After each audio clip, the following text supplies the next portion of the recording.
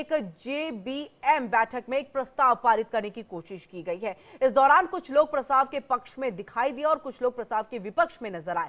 लोगों का आरोप है कि बैठक में लोगों के बीच खाई बनाने की कोशिश की गई है, वहीं जिसका सोसाइटी के निवासियों ने पुरजोर तरीके से विरोध किया है।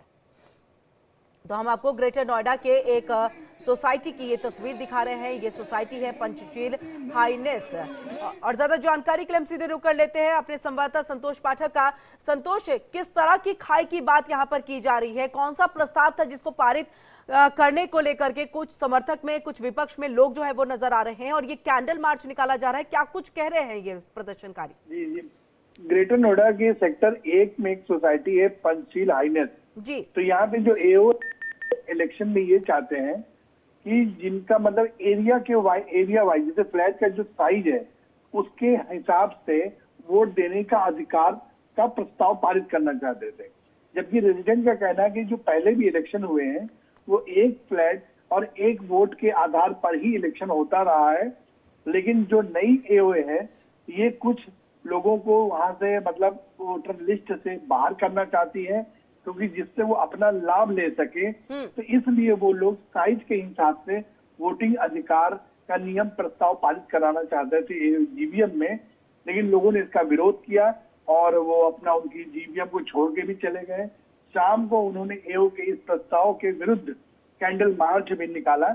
आपको बता दें कि यहाँ पे लगभग 1312 फ्लैट्स हैं। तो अगर जो नई एओ चाह रही है, अगर वो प्रस्ताव पारित हो जाता है तो करीब 320 जो फ्लैट ओनर्स हैं उनको वोट देने का अधिकार नहीं रह जाएगा, यानी वो वोट नहीं दे पाएंगे और जो एओ है शायद वो अपनी मनमानी कर पाएगा।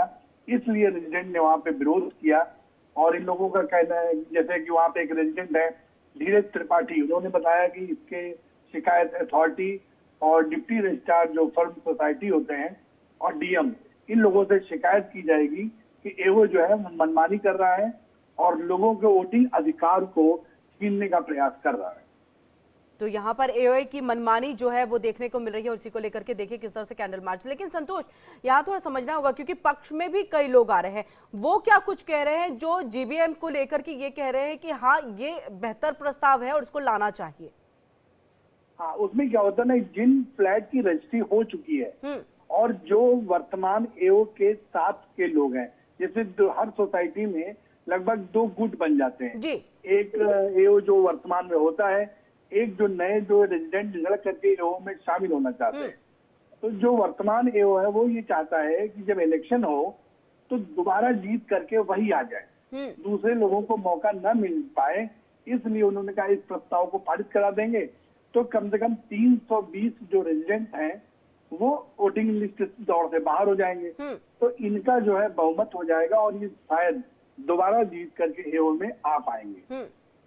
तो ऐसे में यहाँ पर कुछ जो रेसिडेंट जो ओनर है वो यहाँ पर समर्थन करते हुए दिखाई दे रहे हैं। लेकिन संतोष, इस बात को भी थोड़ा समझना होगा क्योंकि देखिए एओए बनाने को लेकर के भी काफी सारे नॉर्म्स होते हैं जिसके तहत जो पहले से रह रहे हैं ओनर्स वो तो वोटिंग करेंगे ही करेंगे, लेकिन जो बाद में भी आएंगे उनको भी वोटिंग का अधिकार होगा। ऐसे में आप उनको वोटिंग से वंचित कैसे कर सकते हैं इस तरह के प्रस्ताव को ला करके? क्या इसको लेकर के एओए जब बना या बनाने की बात होती है तो कोई नॉर्म्स भी होते होंगे जिसके तहत ये तमाम कार्रवाई हो सके? नहीं, नॉर्म्स होते हैं, बाकायदा इनका एक बायलॉज बनता है, उस बायलॉज में एक रूल्स लिखे होते हैं और उसी रूल्स के आधार पर पहले इलेक्शन भी हो चुका है इस सोसाइटी में।